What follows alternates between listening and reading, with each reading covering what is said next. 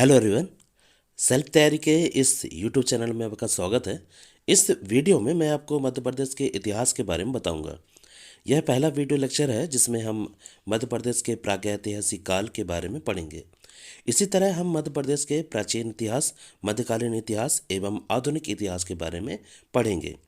तो शुरू करते हैं आज का वीडियो लेक्चर, मध्य प्रदेश का प्रागैतिहासिक काल। देखिए, मध्य प्रदेश का इतिहास पढ़ने से पहले हमें भारत के इतिहास के बारे में पता होना चाहिए। तो सबसे पहले देखते हैं भारत के इतिहास के बारे में। यदि भूवैज्ञानिक दृष्टि से देखा जाए तो पृथ्वी लगभग 4.6 अरब वर्ष प्राचीन है तथा इसमें जो जीवन की उत्पत्ति हुई है वह लगभग 3.5 अरब वर्ष पूर्व मानी जाती है। परंतु इस काल में केवल छोटे छोटे जीव जंतुओं का ही विकास हो पाया था।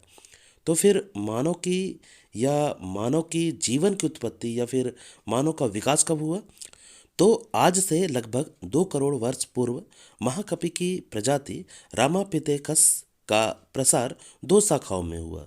रामापिथेकस की जो प्रजाति जंगल में रह गई उसका विकास बंदरों के रूप में हुआ, और रामापिथेकस की जो प्रजाति मैदान पे आ गई उनका विकास आदिमानव होमिनिड अर्थात ऑस्ट्रेलियोपिथेकस के रूप में हो गया। यदि संक्षेप में मानव के विकास के क्रम को समझे तो कुछ इस तरह से समझ सकते हैं। सबसे पहले रामापिथेकस की प्रजाति आई, फिर ऑस्ट्रेलियोपिथेकस की प्रजाति आई, फिर होमो इरेक्टस की प्रजाति आई, फिर निएंडरथैल, फिर क्रोमैग्नेन अर्थात होमो सेपियंस की प्रजाति आई। होमो सेपियंस अर्थात क्रोमैग्नेन को ही ज्ञानी मानव या आधुनिक मानव या फिर पूर्ण मानव माना जाता है, जिसका प्रवेश इस धरती पर आज से लगभग 30 या 40 हजार वर्ष पूर्व माना जाता है। पूरे विश्व की बात करें तो आदि मानव के जीवाश्म के प्राचीनतम साक्ष्य अफ्रीका से प्राप्त होते हैं, जो लगभग 25 लाख वर्ष पूर्व के हैं।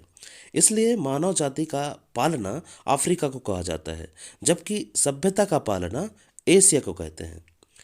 भारत से आदि मानव के जीवाश्म प्राप्त नहीं होते, परंतु उसके द्वारा प्रयोग में लाए जाने वाले प्रस्तर उपकरणों या औजारों से भारत में आदि मानव की उपस्थिति का पता चलता है, जिसका समय काल लगभग 5 लाख ईसा पूर्व माना जाता है। हालांकि हाल ही में महाराष्ट्र के बोरी नामक स्थान से मिले प्रस्तर उपकरणों के आधार पर भारत में आदि मानव की उपस्थिति का लगभग पता लगता है, जिसका समय काल लगभग 14 लाख वर्ष पूर्व मानी जाती है। भारत में शिवालिक की पहाड़ियों से रामापिथेकस के जीवाश्म का प्रमाण मिला है, जो कि वर्तमान स्वात घाटी पाकिस्तान में स्थित है। असम का श्वेत भ्रू गिबन भारत में पाया जाने वाला एकमात्र मानवी कपि है। स्रोतों के आधार पर इतिहास को 3 भागों में बांटा गया है: प्रागैतिहासिक काल, आधे ऐतिहासिक काल और ऐतिहासिक काल। सबसे पहले देखते हैं प्रागैतिहासिक काल। 25 लाख ईसा पूर्व से 3000 ईसा पूर्व का काल खंड प्रागैतिहासिक काल कहलाता है, जिस काल की जानकारी के लिए हमारे पास केवल पुरातात्विक साक्ष्य उपलब्ध हो, अर्थात वह काल जिसमें मनुष्य के घटनाओं का विवरण लिखित रूप से उपलब्ध न हो, उसे प्रागैतिहासिक काल कहते हैं। जैसे पाषाण काल अर्थात पत्थर का काल। दूसरा है आदि ऐतिहासिक काल। 3000 ईसा पूर्व से 600 ईसा पूर्व का कालखंड आदि ऐतिहासिक काल कहलाता है, जिस काल की जानकारी के लिए हमारे पास पुरातात्विक साक्ष्य के साथ साथ साहित्यिक स्रोत भी उपलब्ध हो, किंतु इनमें से किसी एक का प्रयोग ही संभव हो गया हो, अर्थात लिखित स्रोत तो है पर इसे अब तक पढ़ा नहीं जा सकता है। उदाहरण के लिए हड़प्पा सभ्यता या सिंधु घाटी सभ्यता। तीसरा है ऐतिहासिक काल। ऐतिहासिक काल 600 ईसा पूर्व से आज तक का काल ऐतिहासिक काल कहलाता है, जिस काल की जानकारी के लिए हमारे पास पुरातात्विक साक्ष्य के साथ साथ साहित्यिक स्रोत भी उपलब्ध हो और उसका प्रयोग भी संभव हो, अर्थात इन पुरातात्विक साक्ष्य और साहित्यिक स्रोतों को पढ़ा भी जा सकता है। उन्हें ऐतिहासिक काल कहते हैं। उदाहरण के लिए प्राचीन इतिहास, मध्यकालीन इतिहास, आधुनिक इतिहास और समकालीन इतिहास। सबसे पहले बात करते हैं प्रागैतिहासिक काल में पाषाण काल की। तो पाषाण काल यह वह काल है जब मनुष्य ने पत्थरों के उपकरण औजार निर्मित किए और वह खानाबदोश जिंदगी गुजारता रहा। इसे ही पाषाण काल के नाम से जाना जाता है। मध्य प्रदेश में पाषाण काल में मानव विचरता था। इसके साक्ष्य यहाँ पर्याप्त मात्रा में उपलब्ध हैं। पाषाण काल को मानव द्वारा इस्तेमाल किए जाने वाले पत्थर के औजारों के स्वरूप के आधार पर 4 भागों में बांट सकते हैं: पूरा पाषाण काल, मध्य पाषाण काल, नव पाषाण काल और ताम्र पाषाण काल। पूरा पाषाण काल की शुरुआत 25 लाख ईसा पूर्व से 10,000 ईसा पूर्व मानी जाती है। पूरा पाषाण काल में बिना बेंट के औजार थे, जिनमें हस्त कुठार प्रमुख था। सबसे ज़्यादा समय मानव ने इसी काल में बिताया और मानव सबसे पहले अफ्रीका में बसा, इसलिए अफ्रीका को मानव जाति का पालना कहते हैं। लेकिन यह मानव सभ्य नहीं था, जबकि सभ्यता का पालना एशिया महाद्वीप को कहते हैं। इस काल में मानव को कृषि एवं पशुपालन का ज्ञान नहीं था। मानव अखेटक एवं खाद्य संग्राहक था। वह केवल बड़े पशुओं का ही शिकार कर सकता था, क्योंकि पत्थर के औजार का प्रयोग बड़े बड़े होते थे।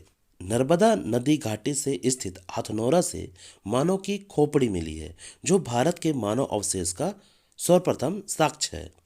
विंध्य क्षेत्र में स्थित भीमबेटका के शिलाश्रयों से विश्व के सबसे प्राचीनतम चित्रकारी के साक्ष्य प्राप्त होते हैं, जिनमें मुख्यतः हरे व लाल रंग का प्रयोग किया गया है। यहाँ से नीले रंग के कुछ पाषाण खंड मिलते हैं। वाकड़कर महोदय के अनुसार इन नीले पाषाण खंड से चित्रकारी के लिए रंग तैयार किया जाता होगा। इस काल में मानव चकमक प्रस्तर उपकरणों का प्रयोग करने लगा था, अर्थात वह अग्नि से परिचित तो था, परंतु उसके प्रयोग से नहीं।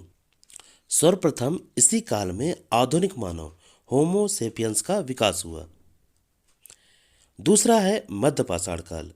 मध्य पाषाण काल की शुरुआत 12,000 ईसा पूर्व से 5,000 ईसा पूर्व मानी जाती है। मध्य पाषाण काल की जानकारी सर्वप्रथम 1867 ईस्वी में C.N. कलाइन द्वारा विंध्य क्षेत्र में लघु पाषाण उपकरणों की खोज के दौरान हुई थी। इसी काल में भी मानव मुख्यतः शिकारी एवं खाद्य संग्राहक ही था, परंतु शिकार करने की तकनीक में परिवर्तन आ गया था। इस काल के उपकरण छोटे पत्थरों से बने हुए थे, जिन्हें माइक्रोलिथिक कहा गया है।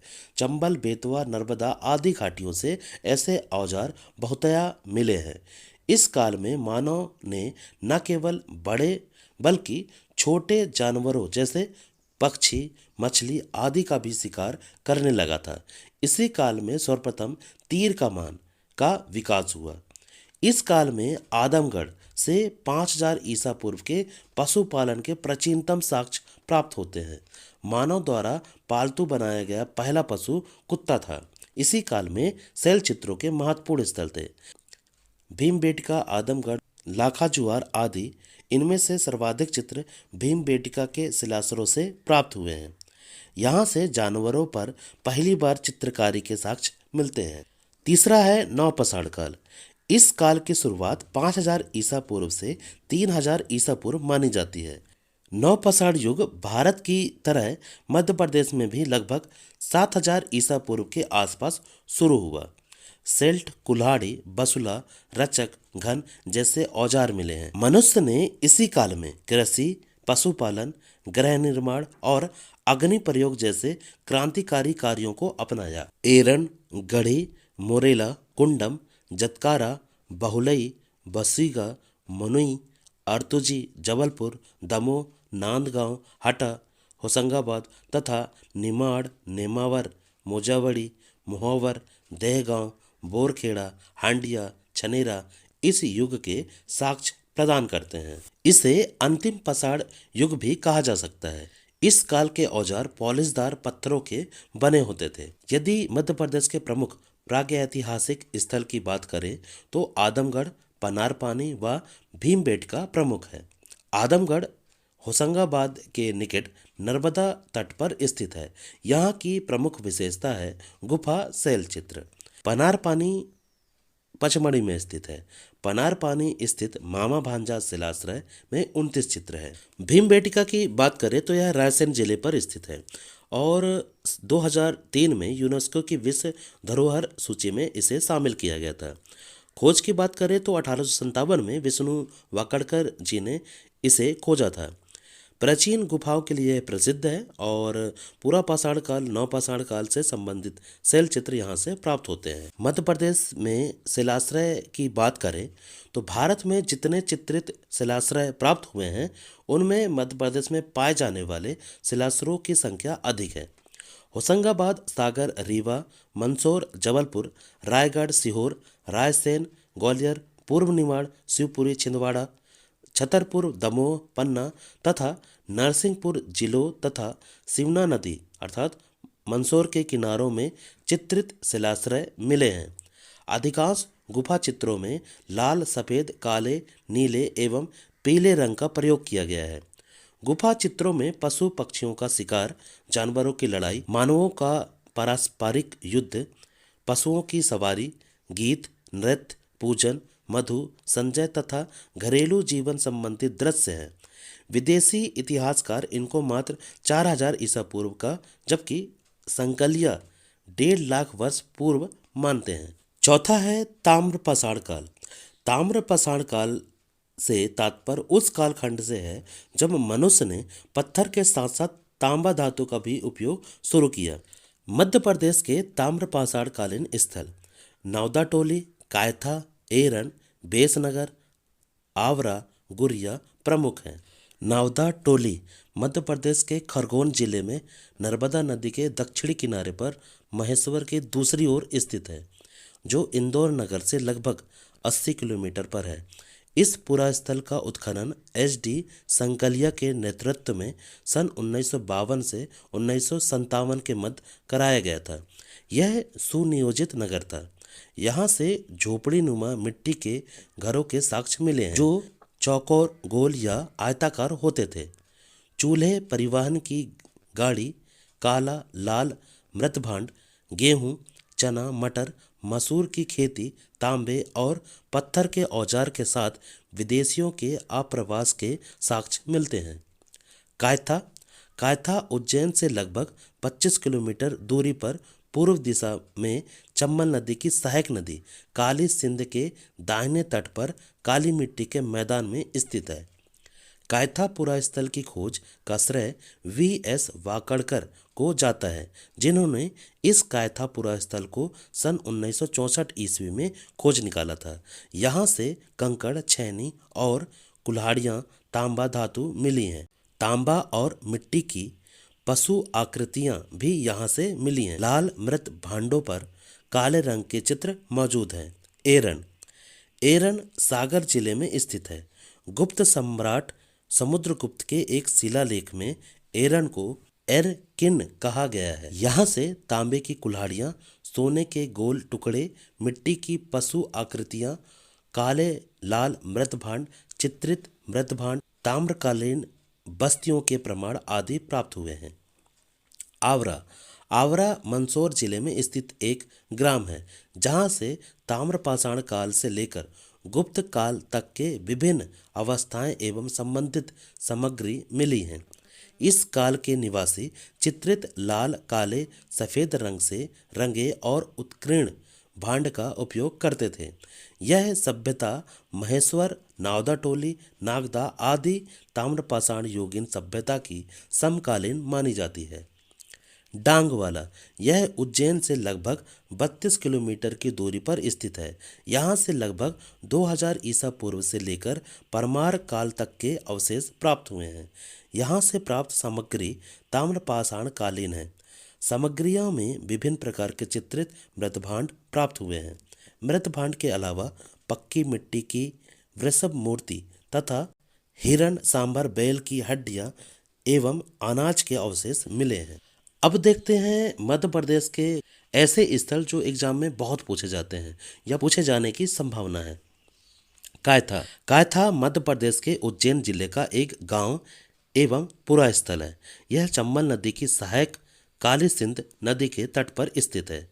यह स्थान ताम्रपाषाण युगीन सभ्यता के प्रमाण प्राप्ति का मुख्य स्थल है तथा यह सिंधु सभ्यता का भाग है। कायथा पुरस्थल की खोज सन 1964 ईस्वी में विष्णु श्रीधर वाकड़कर ने किया था। कायथा को प्राचीन कपिथक माना जाता है, जिसका उल्लेख प्रसिद्ध ज्योतिषाचार्य वारामिहिर ने अपने प्रसिद्ध ग्रंथ वृह जातक में अपने जन्म स्थान के रूप में किया था। अगला है आदमगढ़। आदमगढ़ ये शैलकृत चित्रित गुफाएं मध्य प्रदेश के होशंगाबाद जिले में नर्मदा नदी के पास स्थित है। यहाँ से पाषाणकालीन सभ्यता के सबसे प्राचीनतम साक्ष्य प्राप्त हुए हैं। यहाँ R.V. जोशी तथा M.D. खरे के निर्देशन में 1960-61 में उत्खनन कराया गया तथा यहाँ से पशुपालन का प्राचीनतम साक्ष्य प्राप्त हुआ है। नागदा। नागदा का प्राचीन शहर कभी रावल नागदित्य की राजधानी थी। उज्जैन के निकट चंबल नदी के किनारे बसे इस स्थल में ताम्रपाषाण युगीन सभ्यता के स्थान प्राप्त हुए हैं, जिसका उत्खनन S.R. बनर्जी द्वारा 1955-56 में किया गया। नागदा टोली। नागदा टोली एक प्रागैतिहासिक स्थल है जो खरगोन के महेश्वर में नर्मदा नदी के तट पर स्थित है। यह मालवा संस्कृति अर्थात ताम्रपाषाणिक का प्रमुख केंद्र था। एरन। एरन सागर जिले के एरन से ताम्रपाषाण कालीन सभ्यता के साथ ही भारत में सती प्रथा के प्रथम लिखित साक्ष्य भी प्राप्त हुए हैं। चटकारा। चटकारा खजुराहो छतरपुर जिले में स्थित है। यहाँ भारतीय पुरातत्व द्वारा सर्वेक्षण के दौरान की गई खुदाई में विशाल मंदिर प्राप्त होने के प्रमाण मिले हैं। खलघाट। खलघाट धार जिले में स्थित है। यहाँ भगवान बुद्ध के अनुयायियों से संबंधित 2000 वर्ष पुरानी वस्तुएं प्राप्त हुई हैं। यहाँ से ताम्रकालीन सभ्यता के अवशेष प्राप्त हुए हैं। पीतनगर। पीतनगर खरगोन जिले में स्थित है। यहाँ से लगभग 2500 वर्ष पूर्व के प्राचीन बौद्धकालीन अवशेष प्राप्त हुए हैं। निन्नौर गांव। निन्नौर गांव सीहोर जिले में स्थित है। यहाँ की गई खुदाई में गुप्तकालीन वास्तुकला एवं नगर व्यवस्था के अवशेष प्राप्त हुए हैं। जूना एयरवास। जूना एयरवास उज्जैन जिले में स्थित है। यहाँ की गई खुदाई में लगभग 3000 वर्ष पूर्व के प्राचीन सभ्यता के अवशेष प्राप्त हुए हैं। तादौल। तादौल उज्जैन जिले में स्थित है। यहाँ की गई खुदाई में लगभग 2000 वर्ष पुराना मंदिर प्राप्त हुआ है। खेड़ी नामा। खेड़ी नामा होशंगाबाद जिले में स्थित है। यहाँ की गई खुदाई में 3500 वर्ष प्राचीन ताम्र युगीन सभ्यता के अवशेष प्राप्त हुए हैं। भीमबेटका। भीमबेटका रायसेन जिले में स्थित है। यहाँ पांडवकालीन गुफाएं प्राप्त हुई हैं तथा भित्ति चित्र के अनुपम साक्ष्य प्राप्त हुए हैं। त्योथर। त्योथर रीवा जिले में स्थित है। यहाँ की गई खुदाई में बौद्धकालीन अवशेष तथा ईसा पूर्व 3री एवं 4थी सदी में नगरी सभ्यता के प्रमाण मिले हैं। कसरावाद। कसरावाद मध्य प्रदेश के पश्चिमी निवाड़ अर्थात खरगोन जिले के कसरावाद नगर के दक्षिण में नर्मदा नदी के तट पर स्थित है। जहाँ की गई खुदाई में 11वीं शताब्दी की गोविंद अंबिका की प्रतिमा मिली है। उत्खनन में बौद्ध स्तूप, निवास गृह, मृत भांड के अवशेष मिले हैं। इंद्रगढ़। इंद्रगढ़ मंदसौर जिले का एक महत्वपूर्ण पुरातात्विक स्थल है। इस स्थान से स्तंभ, तोरण, लक्ष्मी वाराह प्रतिमाएं आदि प्राप्त हुए हैं। पवाया। पवाया का प्राचीन नाम पद्मावती था। ग्वालियर से 40 मील दूर स्थित सिंधु एवं पार्वती के संगम पर स्थित है। इस स्थल से विष्णु प्रतिमा, सूर्य स्तंभ तथा यक्ष मणिभद्र की प्रतिमा प्राप्त हुई है। ग्यारसपुर। ग्यारसपुर सांची से लगभग 50 किलोमीटर दूर पर स्थित ग्यारसपुर पुरातात्विक स्थल है। यहाँ पर अठरखंडा, ब्रज मठ, मौलवी मंदिर, बौद्ध स्तूप, हिंडोला तोरेका प्रमुख स्मारक हैं।